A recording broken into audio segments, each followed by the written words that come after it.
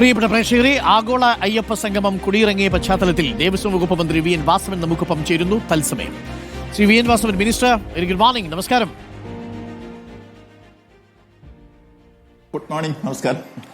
ഞാൻ നേരത്തെ മിനിസ്റ്റർ കൊടുത്ത ബൈറ്റുകളൊക്കെ കേൾക്കുകയായിരുന്നു, അതുകൊണ്ട് കുറച്ച് ചോദ്യങ്ങൾ മാത്രമേ ഉള്ളൂ. അതിലൊരു പ്രധാനപ്പെട്ട ചോദ്യം, പ്രതിപക്ഷം ഇപ്പോൾ പറയുന്നത്, ഇപ്പോൾ കെ മുരളീധരന്റെ വാക്കുകളാണ് നമ്മൾ കേട്ടത്, ആഗോള അയ്യപ്പ സംഗമം ചീറ്റിപ്പോയി എന്നാണ് കോൺഗ്രസ് പറഞ്ഞത്. മിനിസ്റ്റർ മറുപടി. അത് അവരുടെ വിഷമകരമായ ഒരു സാഹചര്യത്തിൽ നിന്ന് സ്വയം സംതൃപ്തി അടയാനുള്ള ഒരു പാഴ്ശ്രമത്തിന്റെ ഭാഗമാണ് ആ വാചകങ്ങൾ. അതിൻ്റെ അർത്ഥം നന്നായി അത് വിജയിച്ചു എന്നാണ്. ഇന്നലെ ഒറ്റപ്പെട്ട രൂപത്തിൽ ചില മാധ്യമങ്ങൾ നമ്മുടെ സമ്മേളനം തുടങ്ങുന്നതിന് മുമ്പ് 8:30 മണിക്കും 9 മണിക്കും ഒക്കെ ചില വിഷ്വൽ എടുത്തിട്ട് കൊടുത്ത് ഇത് മോശമാണെന്ന് വരുത്താൻ വേണ്ടിയുള്ള പ്രചരണം നടത്തിയ ഒരു ബോധപൂർവമായ നീക്കം ഉണ്ടായിരുന്നു. എന്നാൽ മഹാഭൂരിപക്ഷം മാധ്യമങ്ങളും ചാനലുകളുമെല്ലാം വസ്തുതാപരമായി സത്യസന്ധമായി റിപ്പോർട്ട് ചെയ്യുകയും ഇന്നത്തെ പത്രമാധ്യമങ്ങളിൽ ഞങ്ങൾ എതിർക്കുന്നവർ പോലും മനോഹരമായ ഓഡിറ്റോറിയവും ഉള്ളടക്കവും ഒക്കെ കൊടുത്തു കഴിഞ്ഞപ്പോൾ ആ വിമർശനങ്ങൾക്കൊന്നും അടിസ്ഥാനമില്ലെന്നും വസ്തുതാപരമായി, പ്രത്യേകിച്ച് ഞാൻ ഇന്നലെ രാത്രി ഡോക്ടർ അരുണിൻ്റെ ഒരു വിശദീകരണം കേട്ടു. എന്തൊരു മനോഹരമായിട്ടാണ് ആ സംഭവം അങ്ങ് വിശദീകരിച്ചത്. അതാണ് അതിൻ്റെ യഥാർത്ഥ സത്യസന്ധമായ വസ്തുതാപരമായ, അത് നേരിട്ട് ബോധ്യപ്പെട്ടവരും അതിലുണ്ടായിരുന്നവർക്കുമെല്ലാം അങ്ങയുടെ ആ വിശദീകരണം കേൾക്കുമ്പോൾ അങ്ങേയറ്റത്തെ ബഹുമാനവും ആദരവും എനിക്ക് അന്നേരം തോന്നിയത്, അന്നേരം വിളിച്ചില്ലെന്നുള്ളത് വളരെ മനോഹരമായി. ഞങ്ങളുടെ ടി വി പ്രസാദ് പറയുകയായിരുന്നു, അതായത് ഈ പരിപാടി തുടങ്ങുന്ന സമയത്ത്, മുഖ്യമന്ത്രി ഉദ്ഘാടനം ചെയ്യുന്ന സമയത്ത് ഒരു 9:30 കഴിഞ്ഞ് 10 മണിയാകുമ്പോഴേക്കും ആ സദസ്സ് പൂർണ്ണമായിട്ടും നിറഞ്ഞു നിൽക്കുന്നത് നമ്മുടെ ദൃശ്യങ്ങളിൽ കാണാം. പക്ഷേ പിന്നെ ഒരു സംശയം വന്നത്, മുഖ്യമന്ത്രി പ്രസംഗിച്ച് തീർന്നപ്പോൾ കുറച്ച് പേര് അവിടെ നിന്ന് എഴുന്നേറ്റ് പോകുന്നത് കണ്ടു. അവിടെ നിന്ന് പുറകിൽ നിന്നുള്ള ഷോട്ട് വരുന്ന സമയത്ത് ചില കസേരകൾ ഒഴിഞ്ഞു കിടക്കുന്നതും കണ്ടു.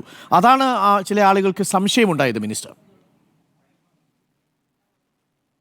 ഇല്ല, ആ സംശയത്തിന്റെ കാരണം എന്താണെന്ന് ചോദിച്ചാൽ, ഉദ്ഘാടന പ്രസംഗം കഴിഞ്ഞ് നമ്മൾ നേരത്തെ കൊടുത്തിരുന്ന ടൈം ഷെഡ്യൂൾ അനുസരിച്ച് 3 സെഷനുകളായി നമ്മൾ തിരിയും. അതിലൊന്ന് മാസ്റ്റർ പ്ലാനിന്റെ വിഷയം ചർച്ച ചെയ്യുന്ന വേദി, 2 പിൽഗ്രിം ടൂറിസവുമായി ബന്ധപ്പെട്ട വിഷയം ചർച്ച ചെയ്യുന്ന വേദി, 3 അപ്പുറത്ത് ക്രൗഡ് മാനേജ്മെന്റുമായി ബന്ധപ്പെട്ട വിഷയം ചർച്ച ചെയ്യുന്ന, ഈ 3 സ്ഥലത്തിലേക്ക് രജിസ്റ്റർ ചെയ്തവർക്ക് അങ്ങോട്ട് പോകാം എന്ന നിർദ്ദേശം ഉദ്ഘാടനത്തിന് ശേഷം കൊടുത്തിരുന്നു. അതോടൊപ്പം ഭക്ഷണവും. രാവിലെ കഴിക്കാതെ വന്ന് ഓഡിറ്റോറിയത്തിൽ ഓടിക്കേറിയവരുണ്ട്. ആ ബാക്കിൽ നിന്ന് എഴുന്നേറ്റ് പോയി ചില ആളുകൾ ഭക്ഷണ പന്തലിലേക്കാണ് പോയത്, കാപ്പി കുടിക്കാൻ വേണ്ടിയിട്ട്. അങ്ങനെ പോയവരുമുണ്ട്. അത് സ്വാഭാവികമാണ്. ഉദ്ഘാടന സമ്മേളനം ഏത് സ്ഥലത്ത് നടക്കുമ്പോഴും അത് കഴിഞ്ഞാൽ ഒരു പ്രധാനമായി ഒരു പ്രാഥമിക കൃത്യം നിർവഹിക്കാവുന്നവരുണ്ടാവും, രാവിലെ കാപ്പി കുടിക്കാതെ വന്നവരുണ്ടാവും, അതിനുവേണ്ടി എഴുന്നേറ്റ് ടോയ്ലറ്റിൽ പോകുന്നവരുണ്ട്, അതോടൊപ്പം തന്നെ കാപ്പി കുടിക്കാൻ പോകുന്നവരുണ്ട്. അപ്പോൾ ഈ സെഷനുകളായി തിരിഞ്ഞിടത്തൊക്കെ ആളുകൾ തിരിഞ്ഞു പോകും. രജിസ്റ്റർ ചെയ്തിട്ടുള്ള ഒരു കൗണ്ടറിലെ രജിസ്ട്രേഷൻ എടുത്തിട്ടാണ് ഒരു ഓൺലൈൻ ചാനൽ തെറ്റായ പ്രചരണം കൊടുത്തത്. അപ്പോൾ അടിസ്ഥാനരഹിതമായ കാര്യമായിരുന്നു എന്ന് മാത്രമല്ല, ഒരു കാര്യം ഇന്നലെ അങ്ങ് പറഞ്ഞവിടുത്തെ ഒരു കാര്യം കൂടി ഞാൻ കൂട്ടിച്ചേർക്കുന്നു.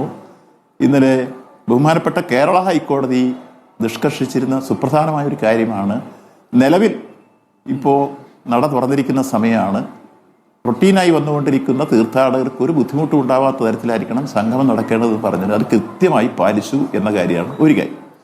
രണ്ടാമത്, ഹരിത പ്രോട്ടോകോൾ പാലിക്കണമെന്ന് ഹൈക്കോടതി നിഷ്കർഷിച്ചിരുന്നു, അത് കൃത്യമായി പാലിച്ചിരുന്നു എന്നാണ് രണ്ടാമത്തെ കാര്യം. മൂന്നാമത്, നടത്തിപ്പുമായി ബന്ധപ്പെട്ട് ഒരു തരത്തിലുള്ള അസംതൃപ്തിയോ അസഹിഷ്ണുതയോ ഉണ്ടാവാതെ ശ്രദ്ധിക്കണമെന്ന് പറഞ്ഞത് പൂർണ്ണമായി പാലിച്ചു. വിദേശ പ്രതിനിധികളോ സ്വദേശത്തു നിന്ന് വന്നവരോ സ്ഥലത്തുള്ളവരോ ഒരാൾക്ക് പോലും ഒരു പരാതി, ഞാൻ ഇന്നലെ അവസാനം മാധ്യമങ്ങളെ കണ്ട് ഈ വിഷയം അവതരിപ്പിച്ച് ആരോടെങ്കിലും പരാതി പറഞ്ഞിട്ടുണ്ടോ ഒരു വിഷയത്തിൽ? എല്ലാവരും പറഞ്ഞു. ഒരാൾക്കും അഭിപ്രായ വ്യത്യാസം ഉണ്ടായിരുന്നു. അവസാനത്തെ വാർത്താ സമ്മേളനം വൈകിട്ട് 6:30 മണിക്ക് ഇതെല്ലാം തീർന്നു കഴിഞ്ഞപ്പോൾ ഞാൻ നടത്തിയിരുന്നു.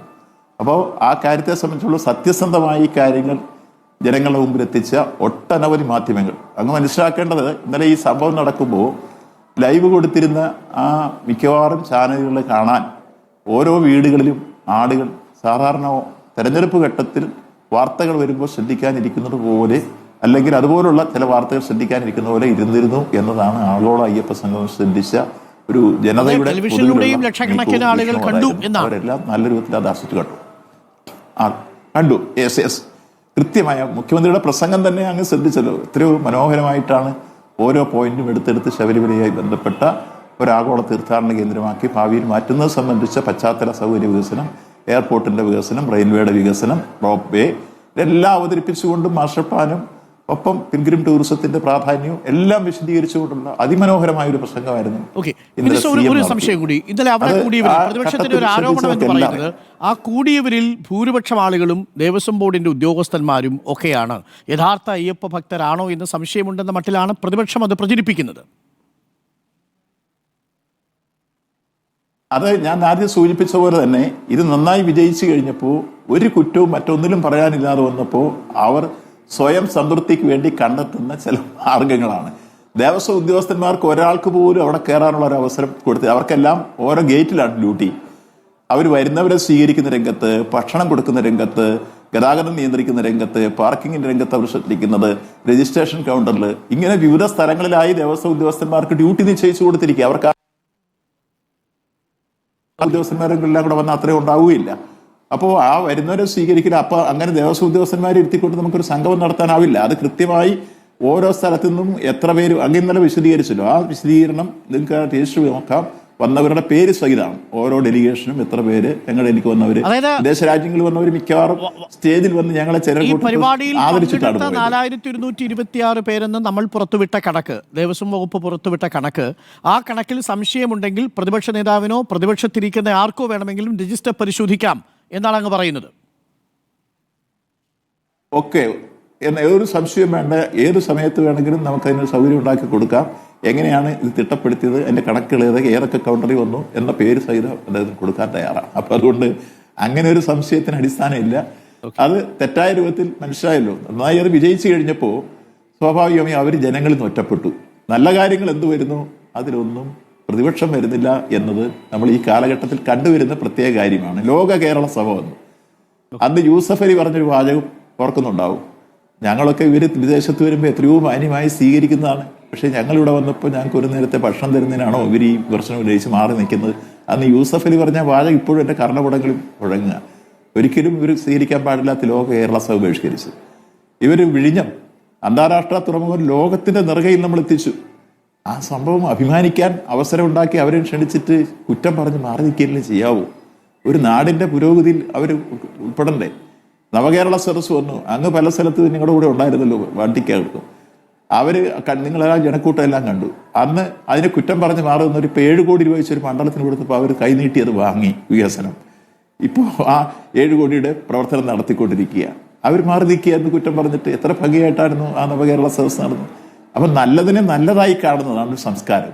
അത് ആ രൂപത്തിൽ തന്നെ ജനങ്ങളുണ്ട്.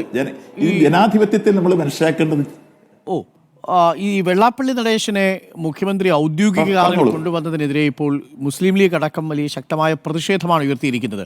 അത് വെള്ളാപ്പള്ളി നടേശൻ നടത്തുന്ന വിദ്വേഷ പ്രചരണത്തെ അംഗീകരിക്കലാണ് എന്നാണ് ലീഗ് അടക്കമുള്ളവർ പറയുന്നത്. അത് വേണ്ടിയിരുന്നോ മിനിസ്റ്റർ യഥാർത്ഥത്തിൽ? ഇല്ല, അതിലൊരു പ്രശ്നം ഇപ്പോ മുഖ്യമന്ത്രി താമസിച്ചിരുന്ന തലേദിവസം വന്ന് പമ്പയിലെ PWDയുടെ ഒരു പ്രസ് ഹൗസ് ഉണ്ട് അവിടെ, ആ സ്ഥലത്താണ്. വെള്ളാപ്പള്ളി നടേശൻ രാവിലെ എത്തിച്ചേർന്നത് ആ ഗസ്റ്റ് ഹൗസിന്റെ അവിടെയാണ്. ഇത് നടക്കുന്ന ആ ഗസ്റ്റ് ഹൗസിൽ നിന്ന് ഒരു 100-150 മീറ്ററേ ഉള്ളൂ പന്തലിലേക്ക്. സ്വാഭാവികമായി മുഖ്യമന്ത്രി ഇറങ്ങുമ്പോൾ ഇദ്ദേഹം കാണാൻ അവിടെ വന്നു.